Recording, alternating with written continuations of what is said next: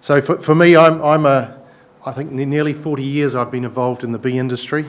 I started as a young man working for a company called C.S. Stevens in Christchurch. They were a meat exporter, and part of the marketing profile we had then was to work with a company called Brown Gossett, now Airborne Honey in Canterbury, and we were their export representatives, and that's where my interest in the bees started, and it wasn't very long before I left that job and went out into the bee industry on my own, partnering with Arthur Gossett, who was a wonderful ambassador for bees in New Zealand and certainly in the South Island. But anyhow, trees for bees. I make this simple. If you rob nature of a food source, then you need to replace it to maintain the balance that Mother Nature requires. For the honeybee, a changing footprint within the farming sector and some overzealous bureaucracy within our regional councils and DOC, present company excused, have seen the honeybee's traditional foraging sources for pollen and nectar compromised or lost in some instances. Where traditionally our farming history was a mixture of sheep, cattle and crop, today we're seeing a very different picture. Large areas of gorse and broom and other natives, which were key pollen resources for the honeybee in New Zealand, had been sprayed out or they've been cut down.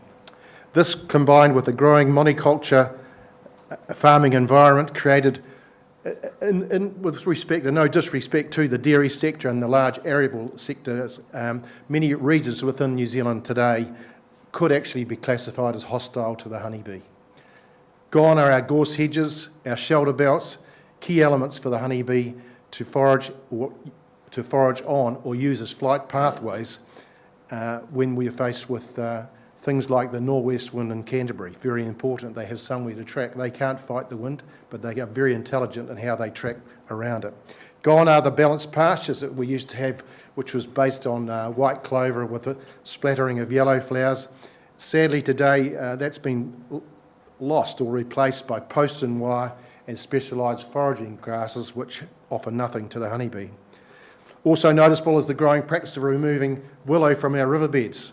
The willow was a key resource for the honeybee in their spring build-up. The nectar and pollen resource was absolutely critical. It came at a time when we started working our bees and they start to build towards the pollination and the honey flow. The willow kicked in at the right time and it was a huge resource, very good pollen. I believe Linda will probably talk about that, high quality pollen and a lot of nectar, and they filled a very important gap, but certainly that gap now we're struggling with it, so really important. It reduced the need for us to feed artificial feeds and artificial pollens because we had a natural resource. Self-sufficiency now is being challenged. So I asked the question to myself, I was on a plane when I was busy typing this up the other day or yesterday. What are our choices? Because doing nothing was not an option. The industry as far back as the 1980s recognised the importance of quality pollen and nectar resources. In the South Island in particular, some of our traditional nectar crops, which was the honeydew from the beech forests, were gathered in areas with very, very low pollen resources. However, the beekeeping community was successful in some areas with plantings of willow and other pollen-bearing plants. It also raised awareness within certain sectors of the community, adding knowledge and building young awareness with young people. Moving forward to 2008, 2009, I couldn't quite remember exactly what date it was, but it was clear evidence that pollen dearth was impacting on the beekeeping community. Loss of foraging resources was evident across many regions. Apiary sites were being deregistered and large areas of farmland no longer supported honeybees. Relationships between the landowners and the beekeeping community were becoming frayed, with veiled threats of being aired that if you remove the gorse hedges, then I'm going to remove my bees. With this came a change in those relationships at the farm gate, and these days the free pollination of white clover in return for a honey crop is sadly changing to more commercial arrangements. It was during this period that I met Dr. Linda Newstrom-Lloyd and instigated discussions on my concerns re pollen resources and the Trees for Bees concept and what we might be able to do to educate both our rural and urban communities. It was from these early discussions that Federated Farmers Bee Industry Group agreed to underwrite an initial pilot study which would seek to determine by region what pollen and nectar resources and plantings best offered the alternatives to what were our historical resources such as gorse, broom and willow. Over the next 12 months, give or take, Linda worked through existing knowledge bases, held numerous meetings and discussions with beekeeping groups throughout the country to expand on the data available to enable her to prepare draft regional planting guides. These guides were then taken back to our beekeeping communities to be critiqued and finalised. Yes, we made some mistakes. We wanted to plant species which were on the council's hit list. Sometimes something we hadn't considered in those early discussions.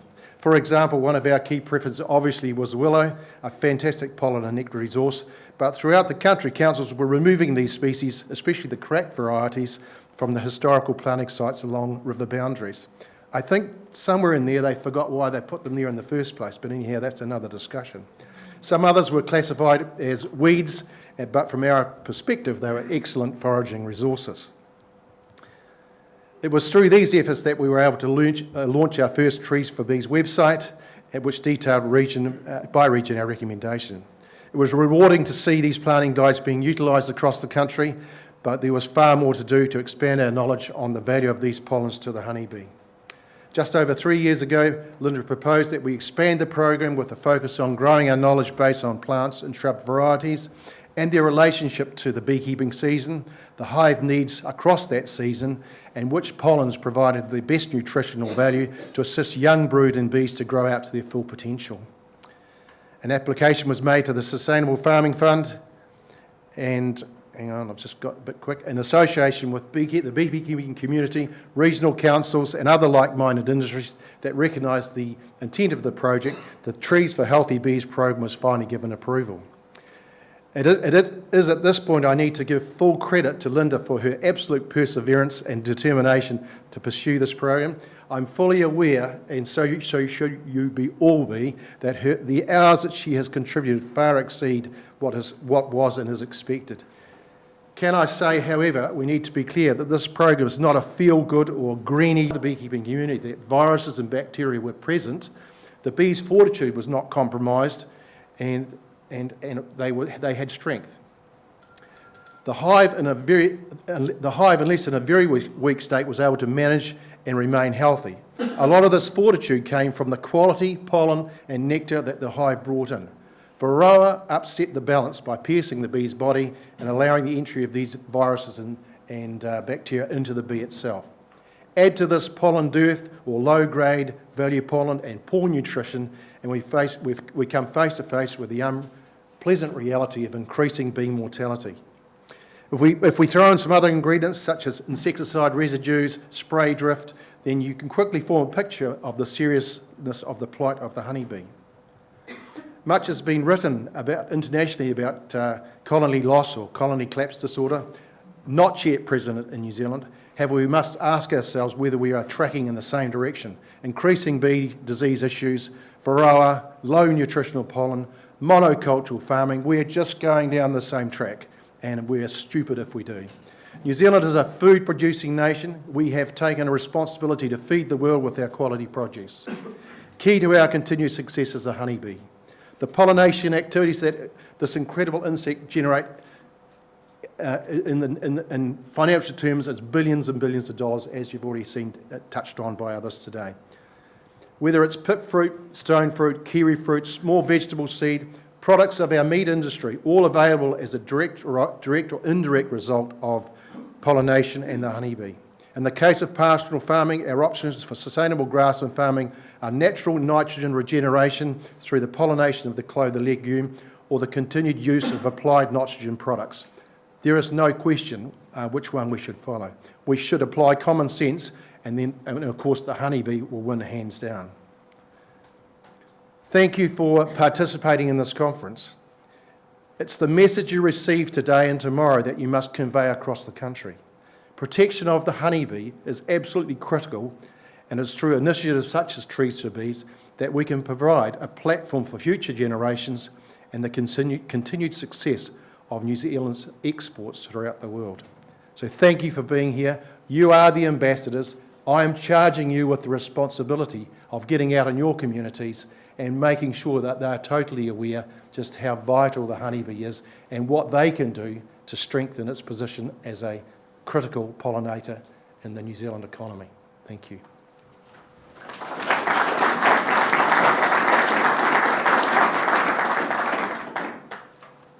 Happy to take a question if there's any.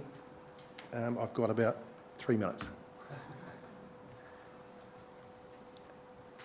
I was just thinking about the conflict between our pest planting and, the need for pollen sources and the problems you have with regional councils, through, that the industry struck. So, just why was there more of a focus on Indigenous and as pollen sources? Linda's going to talk. I guess that's a question for Linda to really talk about all the things that she's been able to look at and all the options that are out there. I think it's important to understand that some of our natives, and I wrote another, you'll see something coming out shortly, New Zealand Post are about to publish a series of bee stamps, and I've just written a supporting commentary with that. And one of the things that I noted in there is that when New Zealand came about, as well, hundreds of years ago, that the plant life that was here, pollination was basically done by very small native bees or actually birds, and we didn't have things like the honeybee or the bumblebee. So our fauna or flora was based around a different type of pollinator. When the honeybee came here, the reason that the gorse and broom and everything was brought because the bees needed something that was high in the right pollens, but also something they could work in those days. Right, so there's a change, but Linda will touch on that, I'm sure. How much has the production of honey and the bee numbers dropped off with these, challenges? What was our bee industry like 10 years ago? Before Varroa, we're actually heading back now to some reserves. I think the important thing to understand, pre-Varroa, for every managed colony in New Zealand, we had a feral colony beside it. So if we had 400,000 managed hives, we had effectively 800,000 beehives working in our community. Varroa came along and stole 50% of them and wiped them out. So all we're left now is a managed beehive. We don't have that feral or wild population, and we will never ever have that population again. So it has had a dramatic impact. The pollination, from a pollination expectation, we're well down on numbers. From a honey production situation, the opposite actually happened because you took away 50% of the competing bees. So what is being produced today in many areas has actually increased an increase in honey production in some areas. So are you saying the native bees are being wiped out? No, I'm saying that when the honeybee was brought into New Zealand, many of those bees escaped, if you like, from the managed hive, and they formed colonies themselves in a wild or feral form. So for every managed one, we always said there was a feral equivalent. So you'll appreciate when the wave first went through, it knocked our pollination bee force down massively. Okay, I guess I'm done. Thank you.